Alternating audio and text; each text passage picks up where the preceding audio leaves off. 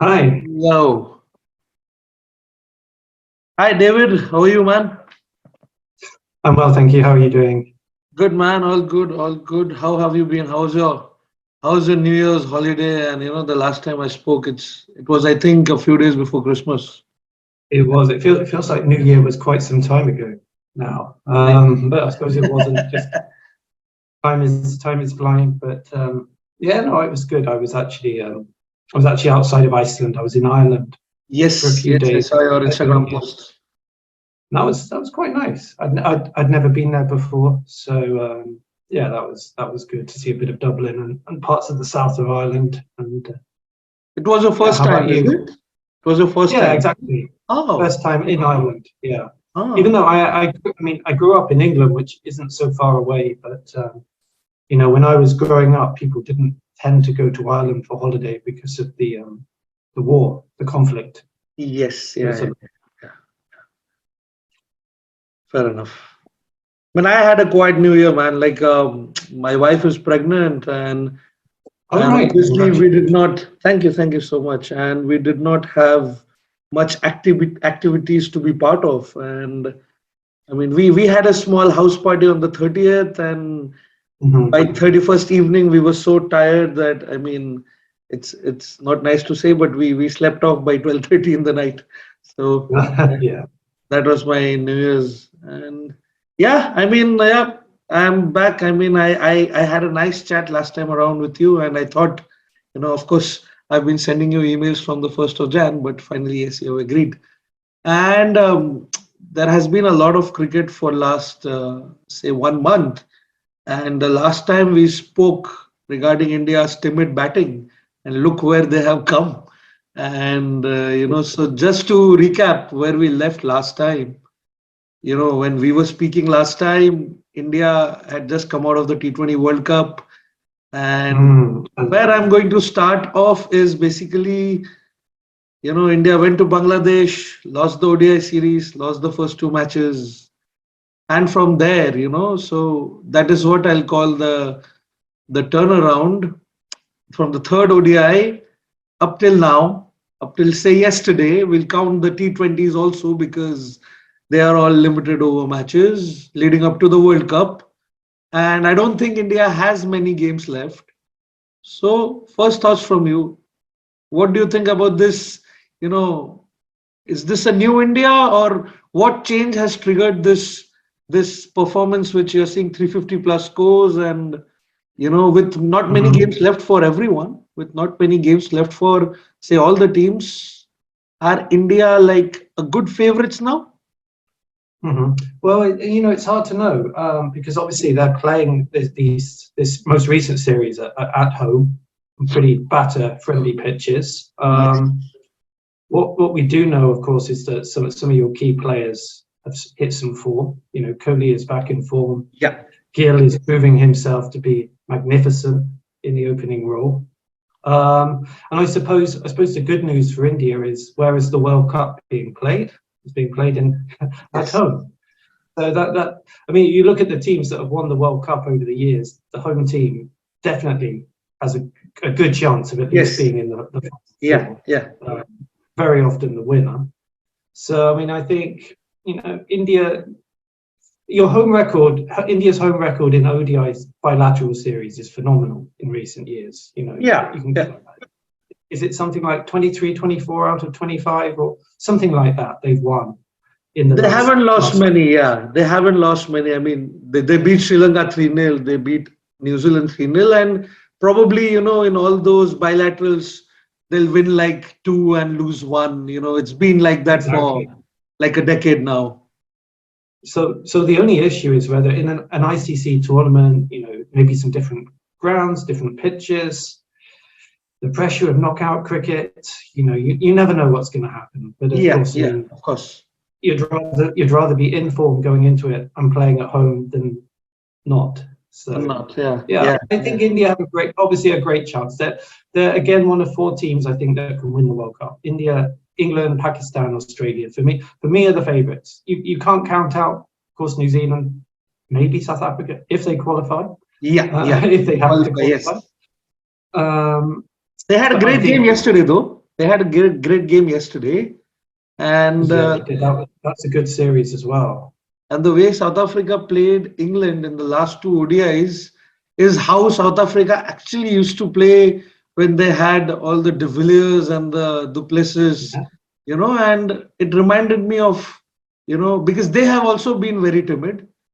They have also, I mean, we've been expecting Bavuma to score, and finally he delivers 100 yesterday.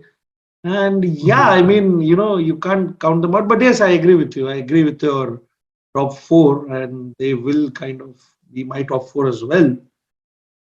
I mean, And I think yeah, I think the thing in that series is that South Africa are obviously playing their full strength team because they basically have to win to avoid going to Harare for qualifiers.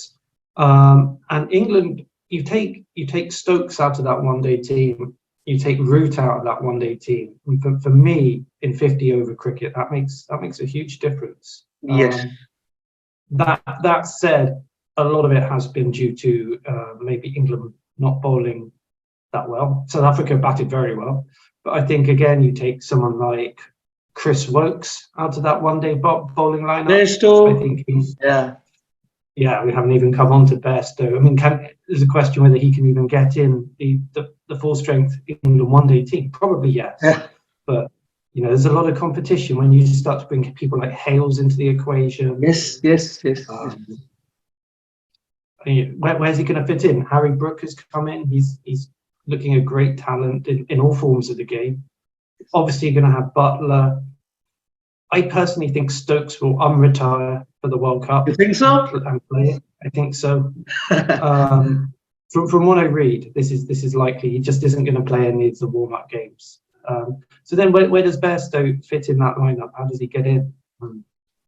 Well, yeah, I mean, a while back he was scoring those one-day style hundreds in Test matches, like just last year. And I mean, Bairstow and Jason Roy were I mean, for not so long ago they were the opening batters. But I think what happened is England played a few ODI series, I think in Netherlands, and they've played a few here and there where they didn't play the previous team, and I think the players the green salt, and they have a few new players who have actually come and they've played the way Josh Butler wants them to play. And I mean, this team is fantastic. I mean, you're scoring 347 and losing. Probably there's an issue, at number 3 or 4, or there's an issue with the bowling. But batting, I think Jason Roy playing like Jason Roy, and but yeah, they have a problem of choices. And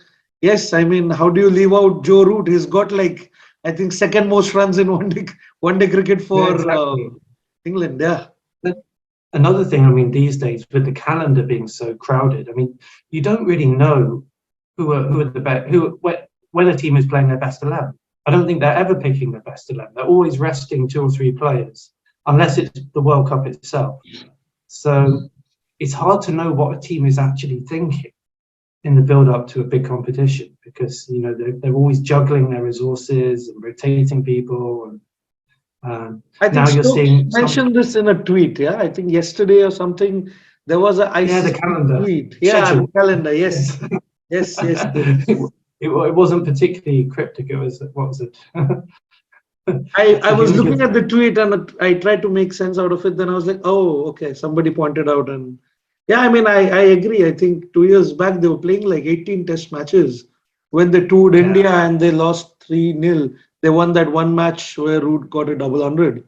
I think that was the year where they were, chopping and changing in the test squad because they had to go to Australia, and then they lost 5-0 over there. And I mean, England. Sorry, yeah. I think that was a very bad winter for England. I mean, obviously, the English will always prioritise the Ashes. Even though England v India is a massive series, the Ashes is the big one for the English fans. So for them to lose 5-0, and what's more, it's not the first time in recent years they've lost 4 or 5-0 in Australia. I think it's the third time in about 15 years. So that was pretty hard to take for English fans. And then I think they were not fully prepared for the challenge of India. You know, spinning pitches, great spin bowlers. I think only Root in the England team can actually deal with that, and that goes for now as well. I think if you were to throw Bazball into Indian conditions, pitches spinning from day one, I think only Root would be able to handle it. You can't. I personally don't think England could play the Bazball tactics and be successful in India. In India, yes. I think, in fact, even Root is the best bowler of the lot in terms of, Yeah, I mean, got he 5 bowled tight wickets. lines. He got wickets. I mean, he got He's a 5 for bowler. 8. I mean, he reminds me a bit of Michael Vaughan from Yes, a couple yeah. of decades ago. He used to bowl like that. Michael Vaughan was a very good off spinner, but hardly ever bowled himself. Really, Yes, he was yes. perfectly good as a second spinner. Correct. I agree. So David, back to the Indian squad again. So Mm. after we spoke last time, there's no Rishabh Pant for the rest of the year. So that leaves you with the KL Rahul problem again. And Mhm. they're playing KL Rahul at 5. Surya Kumar Yadav, we have not really seen him blast in ODIs, but there is an expectation and he'll probably do well. Shikhar Dhawan, they have dropped Shikhar Dhawan and he was doing pretty okay. Again, the timid Indian batting, which everyone complained of, so they have gotten, they've dropped him. So they have Ishan Kishan, they have Shubman Gill. They could, either one could open when the other one is not fit. So you think the Indian batting is settled now till number 7, say, whatever you have seen till the New Zealand series, do you think this is it? This is the final line? I just think Test cricket is so different to any other form of the game. I was very interested in India's selection because I think I thought maybe they were taking a leaf out of England's book and trying to pick maybe a more attacking lineup. And for Yadav was, I mean, to some people that was a surprise selection. But for me, I mean, for Yadav, Reed, Harry, Brook, to me, England have gone with an attacking player in the middle order. It was a bit like Peterson, and I think will Yadav come off in Test cricket? We don't know, but I think India are trying to be a bit more aggressive in their approach. But ultimately, it all is going to boil down to the main players: Pujara, Kohli. In terms of batting, are these guys going to fire? We posted a tweet a little while ago about Kohli's Test record the last 3 years. Yeah. You can't deny that his Test record has been disappointing in the last 3 Very years. disappointing. He hasn't scored a century. I think he's averaging about 25, 26, something like that. Which if it was anyone else, there would be question marks about. He's played quite a few matches actually. He's played quite a few matches. We're not talking about 4 matches. We're talking about 15.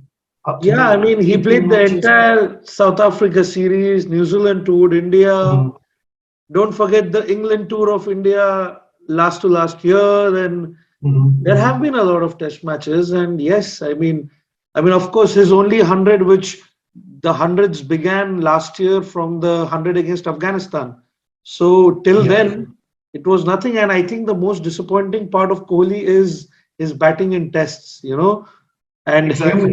And you don't have a Rahane as well now. So, and I think the good thing is he's coming into this series with a bit of form, momentum from one-day cricket. And although the formats are not transferable, at least form and psychology and all of those things, that's a good thing. And then you have Pujara, who is maybe not as good as Dravid, but he's still fairly solid at number 3. I followed him when he plays for Sussex in English domestic cricket. Yes. He scores a stack of runs, not just in first. For a staggering record, yeah. Every format of the game he can actually play when he's in England. So I think it's going to be challenging for Australia.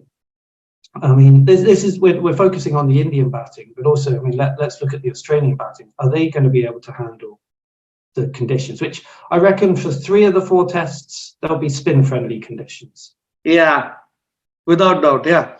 I don't expect anything else. And I mean, even I saw this, I was looking at this Australian team the other day also, and they have a good team. But the problem again is, say, uh, apart from say a David Warner or a Steve Smith, again, none of them have actually played in India before. So it's not that playing in No, India yeah, before, would have made a difference with the pitches they give. But then again, you have Usman Khwaja, yeah, fine. He's a gem. But then who do you have? You have a Matt Renshaw. If people remember, Matt Renshaw actually debuted against India like 7, 8 years back. I think when Dhoni was captain. I think not Dhoni. I think he came in the 2017 series and then he disappeared. I remember yeah. when. And yeah, I Yes, mean and they have. left, he's a Labuschagne has never played left-hander. in India. No, I mean, I think this is going to be his biggest challenge in Test cricket. He's coming in averaging 60, whatever it is, about the same as Steve Smith. But I don't think he's ever been in these sort of alien conditions. So how's he Hanscom is going to back. go? Hanscom is back. Yeah, that surprised me a little bit. Yeah, I kind of felt his time in the Australian team had passed. But same yeah, here actually. And uh, you think it's because of his past Indian experience, or it's just that maybe probably. he has just done well in the domestic cricket and I you mean, know I think he's I mean he's done well in domestic cricket, but I think he is picked based on his experience, and I think he's more likely to play than Renshaw. I think are Australia going to want 3 left-handers, maybe 4 left-handers in the top 7? Probably not with you have Ashwin a carry bowling. as well. I mean, he'll be a left-hander again if they play him. Khawaja, yeah, Maja, Khawaja. Warner, yeah. So Well, the top 2. I mean, if it's spinning and the spinners are opening the bowling, you could see potentially 2 or 3 wickets falling quite quickly. I know Ashwin particularly likes bowling at left-handers. but So you yeah, know, it's going to boil down to the usual characters for Australia. Steve Smith, obviously in great form. Again, Warner saying he's exhausted. I was reading yes, on Cricket yeah. Info. And can Labuschagne handle the conditions? So, and if those 3 can't succeed to any great extent, and I personally think India will win 3-0, maybe 3-1. I think I mean, 2-0. Australia's I think 2-0, but again, for India to make it to the finals of the Test Championship, I think they need to Of make it course. 2-0, or I think it's 3 or 2. I don't know. So we're So going to see yeah, results pitches. We're going to see pitches like Lucknow yesterday. oh my God, I think that was a disaster. I've never seen reactions. I've seen reactions where people have been saying that if this was an IPL pitch, I think people, I mean, the exhibitors would have lost so much money and public, there would have been public mayhem. That was a disaster. I think a pitch like that where, I mean, when Surya Kumar Yadav is not able to hit 5 of 6, I mean, it's something wrong. And I think pitches will be like that. That is what I expect.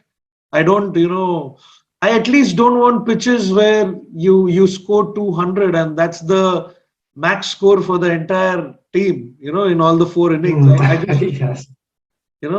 we've seen those matches before, but I at least want, say, in 1 innings you make 500 and then you're like 90 or 80 all out. But I would still love to see some hundreds. I just don't want Akshar Patel coming in and 5 for 10, 6 for 25, Ashwin getting 40 wickets in, which is possible, which is probably what is going to happen. But I It could still, happen. We will see.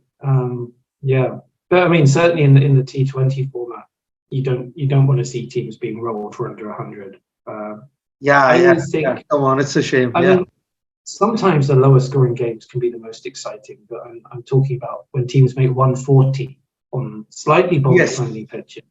That's okay. But like the World Cup final in T20, that was a great game. yeah, The conditions actually did favour the ball, but not ridiculously so. yes, yeah, yeah. In So Australia, Test, I mean, I was just going to say in tests equally, you don't want 4 teams bowled out for under 200, of course.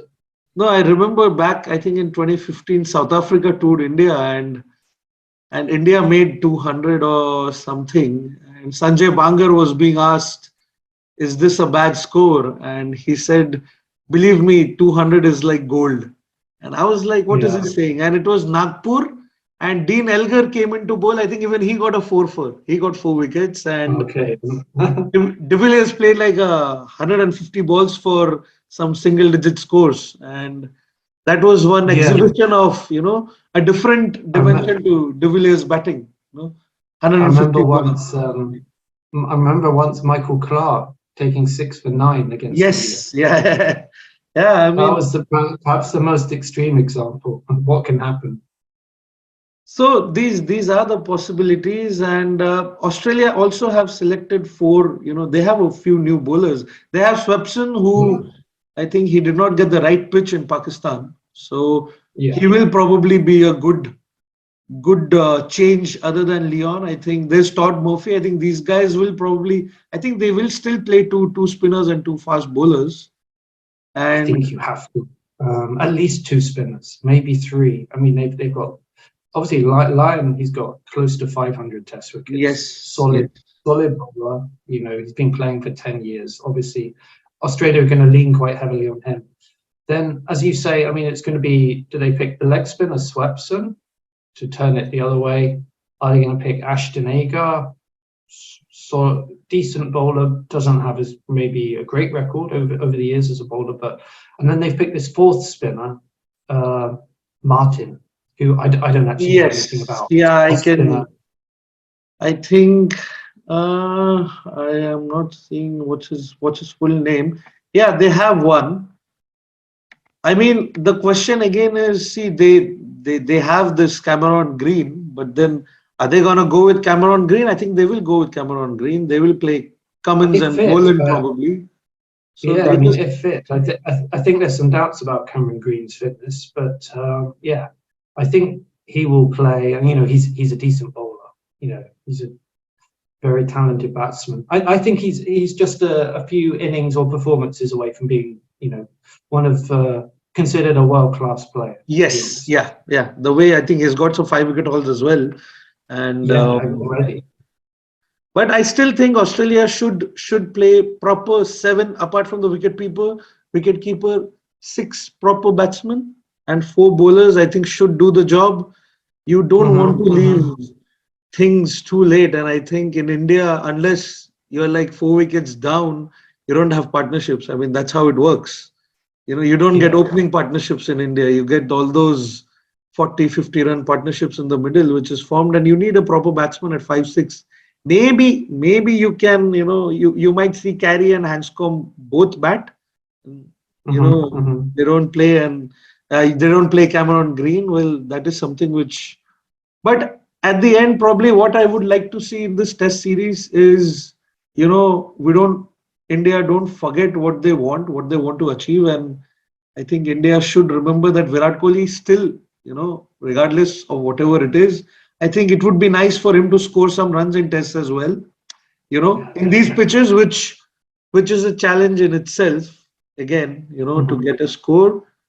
And yeah, I think I'm not expecting that much in terms of batting. Whatever you score, if you probably score 200 runs in the series, you're probably in the top 4 already. So I think so. I mean, it's only 4 tests, isn't it? So yeah, I think you're probably right. If you're making 300 to 400, you'd have had a really good series. I think anyone who can do that, and I think if teams can make 300 to 400 2 or 3 times, win by an innings. It could be that way. And I think Australia will try and play a more sort of a fairly traditional brand of Test cricket. More scoring at say 3 and over than England and Pakistan, where they were scoring at 5. But that's what I would expect. And I think, and to be honest, as I said before, I think that's the only way you can play if the pitches are slightly in favour of the bowlers or quite extremely in favour of the bowlers. We'll see, won't we? But I personally think, I mean, the thing which makes the difference is probably that this time around, India's batting is probably, say it's the same as what Australia's batting is. It's where our India's bowling that Yeah. will probably win them the matches. But in batting, even in India, if you are a Pat Cummins, you can still get wickets on spinning tracks. That has happened in the past. You bowl good lines. James Anderson showed last year Exactly. that I mean, he showed it in Pakistan, the flattest, yes, yeah, slowest pitches you could possibly imagine. Aged 40, yes, and he was England. I think he had England's best average. There was one match he won, one test he won, yes, really. yes. And it's a fantastic example of what can be achieved. Just bowling, I don't know, 80, 82 miles an hour. What's that in kilometers? 130 something. Nothing particularly quick. Just like McGrath used to bowl, really. Yes. But accurate. And and Cummins is a great bowler. I think he's not got the kudos that he deserves over the years, because he's got more than 200 wickets at an average of 20. He's up there with Yeah, the I mean, and he's young. He's not that old. He's still got exactly. like 5-6 years of minimum 5-6 years of great bowling, I think. He could end up with a record like Marshall or Garner or Ambrose or the great West Indian bowlers. At least 500. Like, I think, because when he started out, I remember he used to have those injuries in the beginning when he was like 25. But off late, I have not seen him. I mean, he can bat well. He can bat like Stark. He can bat well. And, I mean, Pat Cummins, I think if he plays another 4 years, I think he should get at least a little lower than what Stuart Broad has, I think, or maybe more. 500 Stuart Broad has also played 140 test matches. So, yeah, I mean, I expect Pat Cummins to also reach that level, at least at par with what Stuart Broad is, where he is, similar to, a stat like that. So you're saying 3-1, yeah, or 3-0? What is your a random number? It depends on the weather. I'm gonna, of course, let's assume there's a result in every game. I'm gonna say 3-1 to India. 3-1 to India. Okay, I'll go with 2-0, and we'll probably see after 1.5 months. So before I move on to, say, the women's IPL and women's T20 World Cup quickly, after this, this is the month of Jan, and probably after the Test series and India plays 3 more ODIs with Australia, there is a Asia Cup, which we don't know where it's going to happen, of course, if it happens. So apart from this, there's not much cricket left, and because there is rainy seasons again before the World Cup in India, India is not traveling abroad, and I don't see other teams playing much of ODI cricket. Is this again? I think this is the future, to be honest. I think I see. I mean, we've talked about it before, but I think there's not much future for bilateral ODI series. Bilateral ODI series, yes. There's going to be World Cups because they're in the calendar. The ICC have their contracts and so on. Let's say there's definitely another 3 ODI World Cups at least. So I see a future where ODI cricket is basically played only in the year. Only in the World Cups. Yeah, only in that year's warm up. True. So I personally, some people say that the ODI format, they're just going to get rid of it. I don't see that for 10 years personally. Same here, yeah, agree. I don't see any of the formats disappearing, to be honest. I don't see why. I do have fears for Test cricket with the sort of the lower ranked nations. I know that the Test series are not commercially viable. That's why Ireland and Zimbabwe and Afghanistan have not been playing tests, basically. Even South Africa have been struggling to make tests viable. So that is a concern. But I still don't think Test cricket will disappear just because, everyone knows that it's the best and the most historic format of the game still. If you're a great one-day player but you couldn't play tests, I still think history is going to judge you a little bit harshly. Yeah, true. I think people want to have a good Test cricket, and I think Kohli is a great example of someone who's been a champion of Test cricket. he recognizes why it's important that India are a great test team and why he is so committed to that format. So yeah, and coming back to the point you made about what we have coming up, of course, for English fans, we have the Ashes this summer. So Australia go then to England, 5 tests, one of the few 5 test series that are left. I think it will be 3-2. That is what my prediction is, 3-2 to England. That's what is my prediction. Let's see. I also think every game will be a result, just because that's the way we play. And I think I agree with you, because it's going to boil down to the bowling, because who's going to have the better pace attack? We're going to have Anderson still there, Broad still there, Robinson's a great bowler. You can have Archer back in the team. You can have Wokes. You can have Stone. England have a good pace bowling attack, but so do Australia, of course. Cummins, maybe Stark, maybe Scott Boland in England. The same usual suspects. Yeah, it's just going to be. Even Lyon has a good record in England. He's got a few very good figures. I think last time around when they went with Tim Payne, I think Lyon bowled really well, and spinners can do well in England. I mean, if it seems, as Shane Warne used to say, if it seems, it will normally spin as well. So. I hope it is a 3-2 in favor of whoever. I mean, it doesn't matter. I think it will be in favor of England 3-2, but I would want every match to produce a result, and I think that's what happened in the previous Ashes as well. In previous 2 Ashes in England and Australia, I think none of the matches have been dead rubbers. At least I don't see matches like Pakistan. What you have seen in Pakistan, I don't see them happening anywhere, for that matter, anywhere, in any ground. It's very unlikely. Very unlikely. And so, I think that's it. I think, do they play some ODIs? I don't know if they play some ODIs there or not. And that's it, probably. I'm pretty sure they do. There's too much potential money earning opportunities when Australia come and play England. So. Yes, of course. So that's that. I mean, that's what it is leading up to the World Cup. But anyways, that's too far. I mean, for now, we have an Ashes. We have the Test series. We'll look into that. Coming to the end of our podcast almost. So India won the Under-19 T20 World Cup for women's yesterday, and BCCI has just launched the women's IPL. Huge bids, massive numbers which you could actually compare the numbers with probably the men's numbers from a few years back, which is still massive, which is massive. It's impressive. Very impressive. I've not actually, something which was not expected, and this came out of nowhere. India, Saurav Ganguly did announce that a women's IPL will be there, but then even PSL announced, even Ramiz Raja had, I think, announced that they would do one.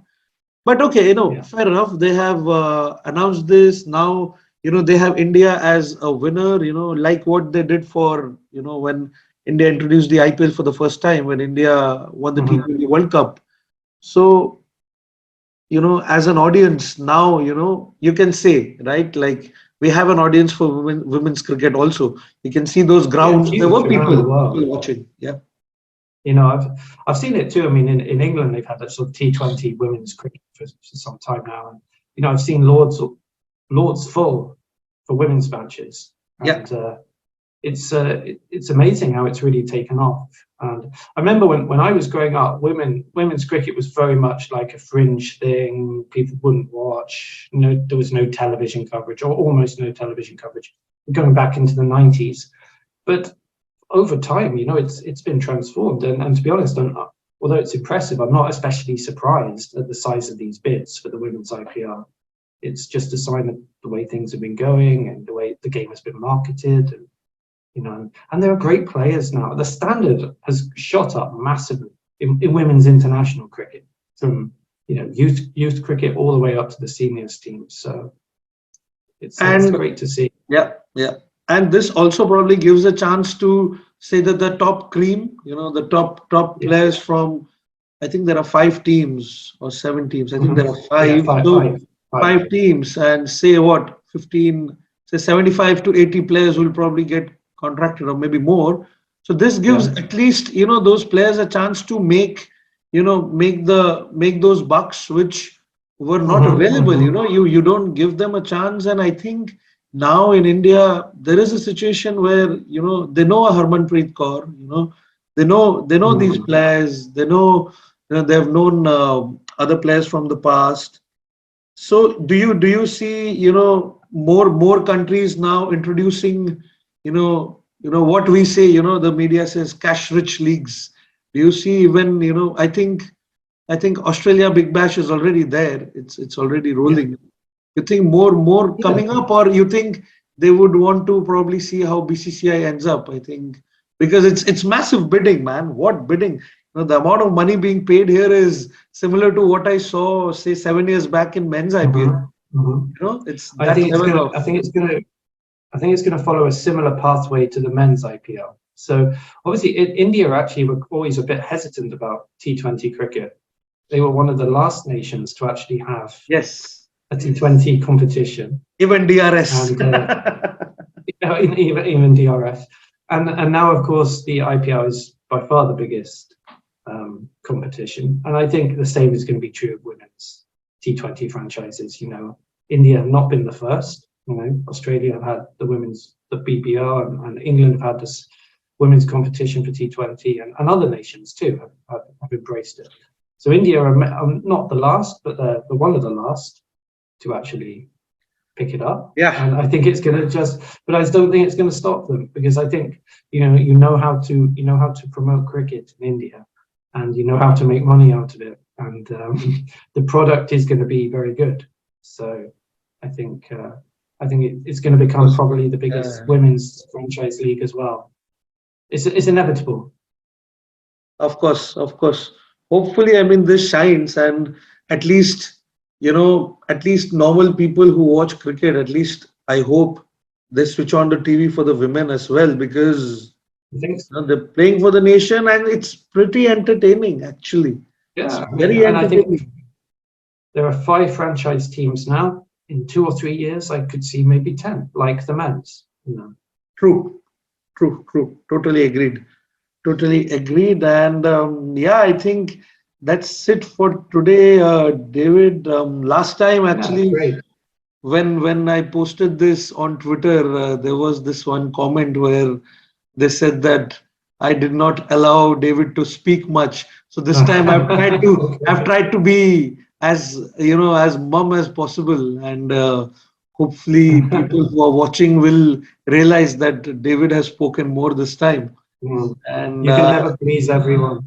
Maybe they won't be so happy this time about me saying more. So, but it was amazing, man. Very nice to chat with you. Somebody talking cricket is always fun. And thank you for showing up on a Monday morning, 9 o'clock. It's too much to ask for. Iceland, yes. And thank you so much. This will probably go out today evening, or maybe tomorrow, maybe today evening if I finish the edits. And I'll put it up on Twitter. You let people have fun. We will do. Thank you. Okay. Thank you, David. Well, thank you very much. All the best.